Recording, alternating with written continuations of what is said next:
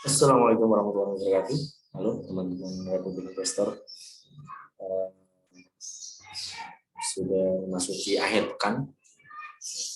Selamat berakhir pekan buat teman-teman semua dimanapun berada yang mungkin masih harus berangkat ke kantor ataupun ada yang mungkin berangkat kuliah, mungkin ada yang sudah masuk ya mungkin, atau masih daring semua nih teman-teman semua nih, online semua.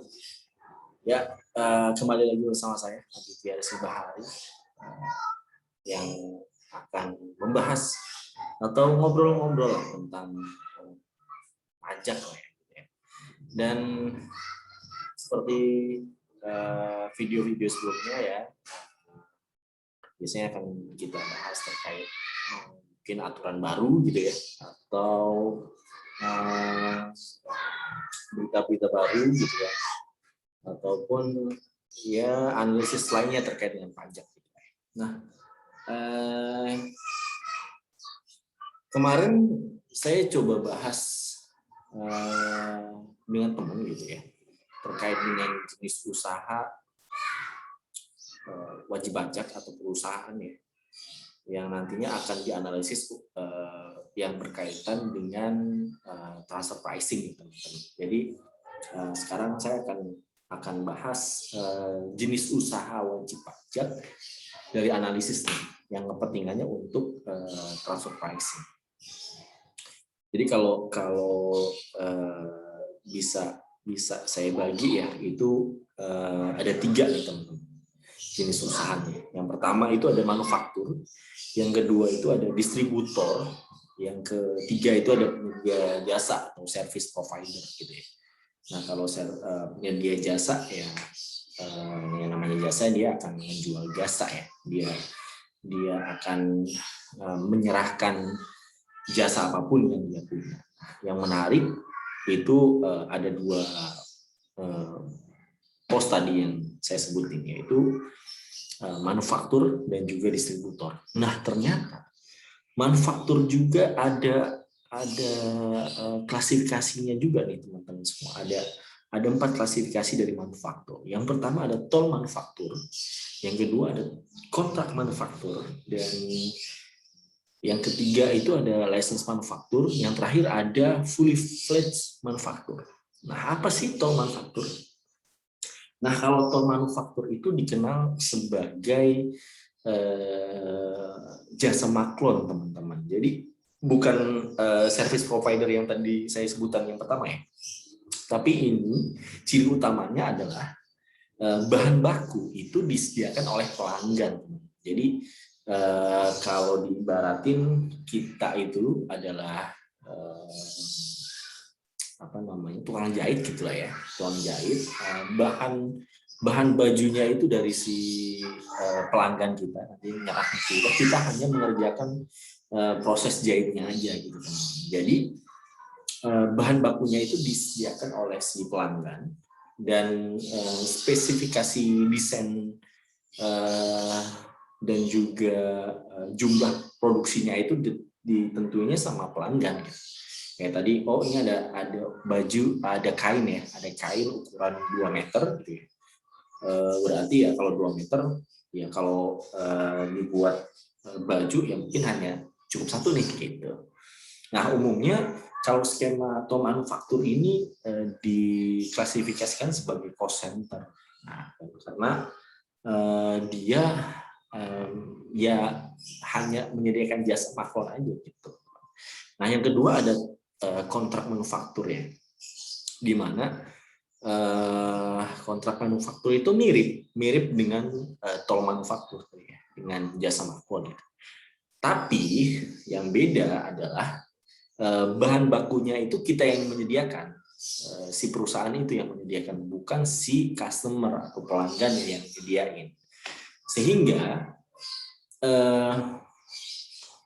resiko atas persediaan tersebut yang tidak terjual pada entitas itu ada pada si perusahaan tersebut gitu.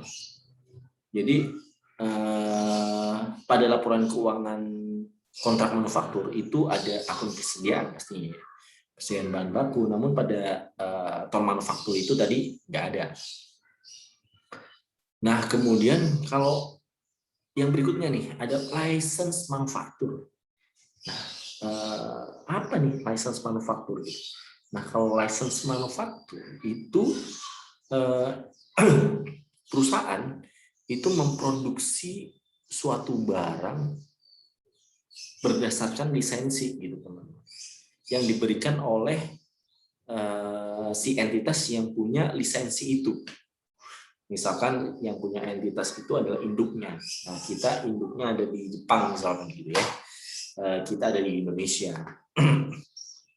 Nah, berarti ketika kita ngebuat, kita harus bayar tuh izin lisensinya karena kita sudah memproduksi berdasarkan lisensi tersebut gitu. Nah, hampir sama juga dengan kontrak manufaktur ya. Jadi perusahaan yang memiliki jenis usaha license manufaktur ini akan memproduksi barang sesuai dengan estimasinya sendiri atas penyerapan di market gitu ya, sehingga si perusahaan license manufaktur ini itu juga memiliki resiko yang nggak terjual. Jadi kalau misalkan kita udah memproduksi tapi nggak terjual, berarti ya bisa jadi ya kan barangnya usang atau mungkin udah expired dan lain sebagainya. Jadi itu kalau perbedaan dengan kontrak manufaktur, lebih mirip ya, mirip sih. Tapi bedanya kalau di license manufaktur itu dia harus membayar atas license manufaktur itu. Berupa apa bayarnya? Berupa royalti kepada si pemilik lisensi. Jadi kalau kalau kontrak manufaktur itu ya dia buat produksinya itu berdasarkan kontrak ya, by kontrak gitu. Tapi barangnya disediain sendiri nih, bukan dari pelanggan. Kalau tol tadi kan kita hanya jasa aja, jasa maklon. Kalau teman-teman tahu ya maklon gitu kan. Tapi kalau kontrak manufaktur dia membuat suatu barang gitu ya, membuat suatu barang di mana produksi barang tersebut itu berdasarkan kontrak, di mana barang itu milik kita sendiri nih gitu. Jadi bisa jadi misalkan terjadi kebakaran di pabrik gitu kan, yang menyebabkan bahan-bahan untuk produksinya itu ya terbakar gitu ya, itu bisa jadi resikonya ya ada di perusahaan ya gitu.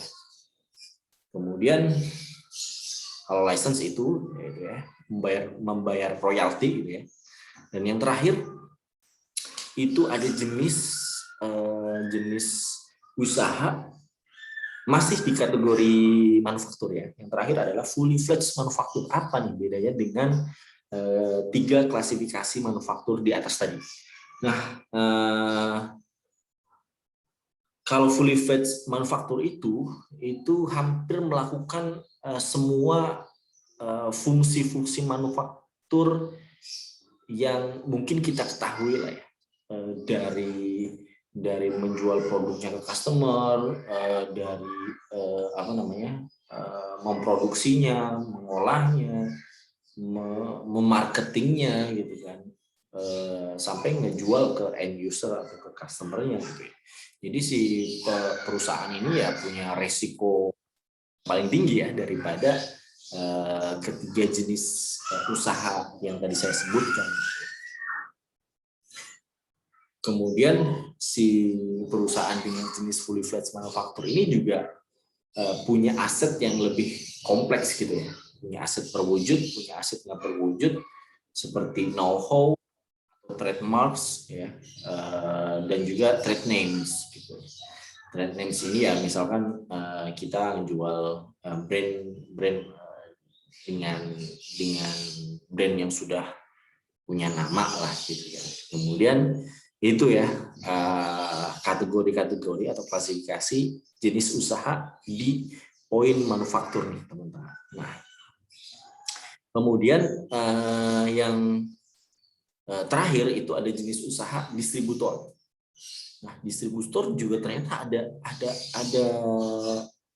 klasifikasinya juga nih teman-teman. Yang pertama ada fully fledged distributor, kemudian ada limited risk distributor, kemudian ada komisioner, dan yang terakhir ada agensi. Nah, bedanya apa nih teman-teman semua? Kalau fully fledged distributor, kalau fully fledged distributor itu perusahaan beli barang gitu ya, beli barang ke supplier atau pemasok, kemudian ngejual barang itu tanpa mengubah bentuk sama sekali secara material, sehingga perusahaan ini menanggung resiko persediaan tadi ya, barang-barang tadi yang nggak terjual gitu.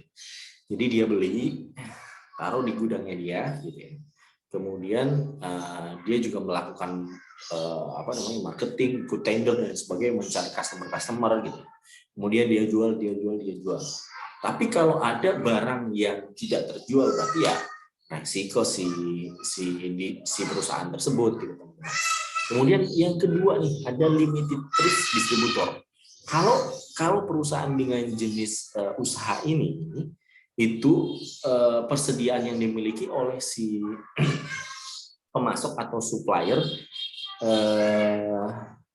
perusahaan ini cukup ngejual produknya gitu, sehingga resiko atas persediaan yang nggak terjual ini ditanggung oleh si pemasok gitu.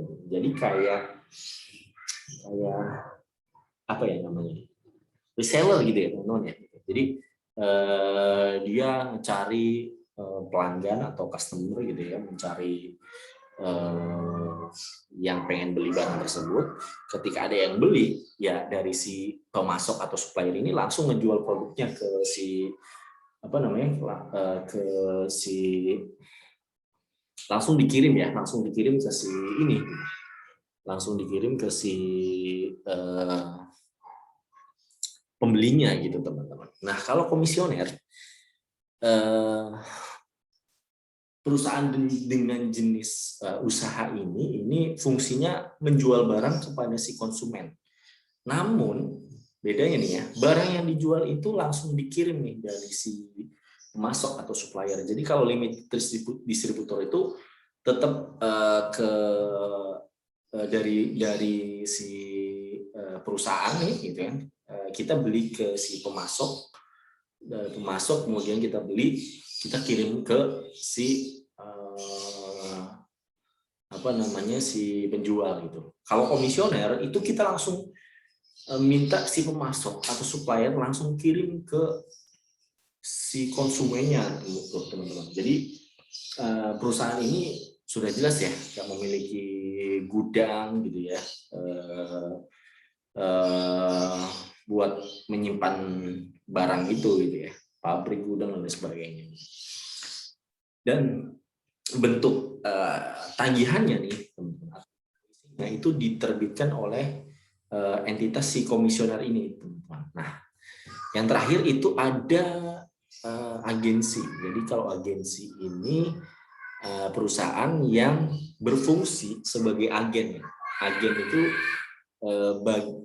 agen bagi si pemasok yang biasanya yaitu perusahaan yang terafiliasi atau ada hubungan istimewa juga nih teman-teman. Biasanya si induk perusahaannya dalam memasarkan produk yang dimiliki oleh si pemasok. Jadi persediaan dan tagihan langsung diberikan oleh pemasok barang kepada konsumen ya.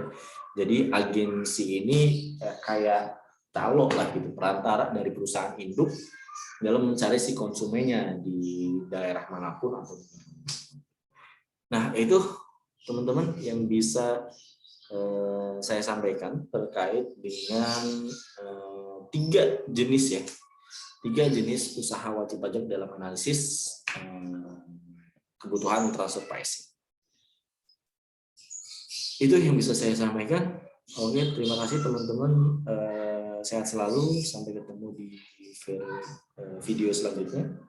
Jangan lupa kirim komentar atau request terkait dengan materi-materi pajak tertentu atau kita bahas sharing tertentu. Oke, itu dari saya. Jangan lupa komen, like, subscribe, dan share. Oke. Assalamualaikum warahmatullahi wabarakatuh.